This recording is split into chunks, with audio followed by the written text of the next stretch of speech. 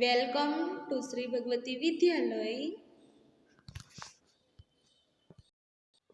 Hello વિદ્યાર્થી મિત્રો, આજે આપણે વિષય હિન્દી ભણીશું. એમાં સ્વર એ પેજ નંબર 38. વિદ્યાર્થી મિત્રો, અહીં સ્વર એ આપેલ છે. એ આપેલ છે અહીંયા વિદ્યાર્થી મિત્રો સ્વર એ. અહીં આપેલ છે ચશ્મા, તો તેમને હિન્દીમાં કહેવાય છે એનક. કહેવાય વિદ્યાર્થી મિત્રો, ચશ્માને હિન્દીમાં કહેવાય એનક. બોલો તો વિદ્યાર્થી મિત્રો, એનક એટલે ચશ્મા.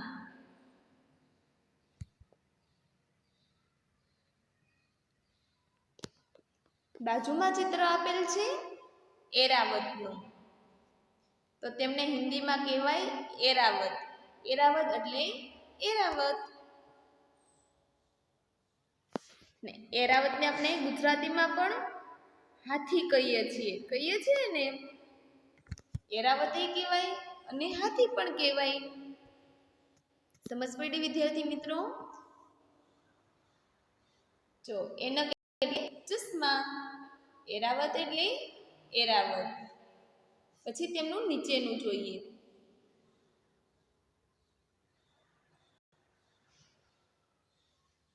વિદ્યાર્થી મિત્રો, અહીં સૂચના આપેલ છે પઢો ઓર લીખો. અહીં આપેલ છે સ્વર એ. આપેલ છે વિદ્યાર્થી મિત્રો. અહીં બાજુમાં સ્વર એ ટપકા સાથે આપેલ છે, તો તેમને આપણે પેન્સિલ દ્વારા જોઈન્ટ કરવાનો છે, એટલે ઘૂંટવાનો છે. અહીં બાજુના ખાનામાં સ્વર એ સુંદર અક્ષરે લખવાનો છે.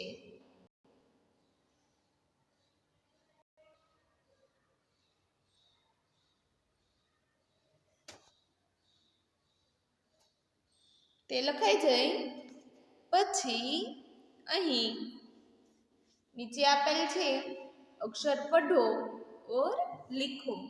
તેમનું ગુજરાતી થશે અક્ષર વાંચો અને લખો.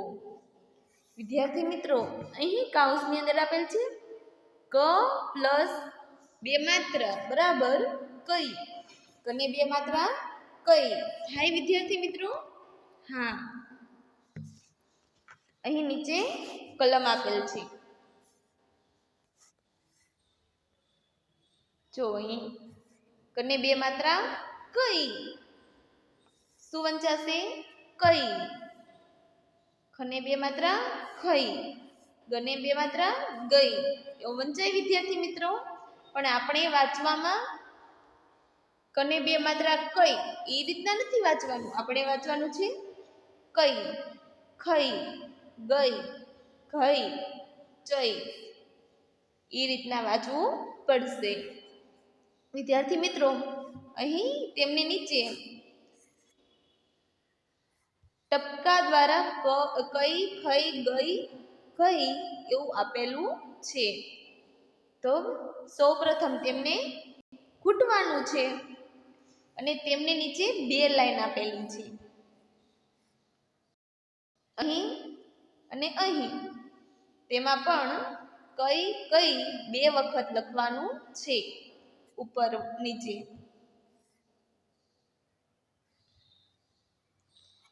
અહીં લખવું પડશે કઈ નાના અક્ષરે, અહીં નીચે પણ કઈ. સમજ પડી વિદ્યાર્થી મિત્રો? જો આપણે એક વખત કલમ બોલીએ. સૌપ્રથમ હું બોલું છું અને પાછળ તમારે બોલવાનું છે. ચાલો વિદ્યાર્થી મિત્રો. કઈ, ખઈ, ગઈ, ઘઈ, ચઈ, છઈ, જઈ જઈ તઈ થઈ દઈ ઢઈ ણેઈ તઈ થઈ દઈ થઈ નઈ પઈ ફઈ બઈ ભઈ મઈ યઈ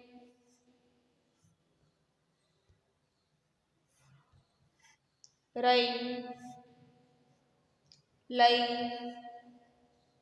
વઈ સઈ સઈ સઈ હૈ શ્રેય જ્ઞેય ત્રય શ્રેય સમજ પડી વિદ્યાર્થી મિત્રો હજી એક વખત આપણે બોલીએ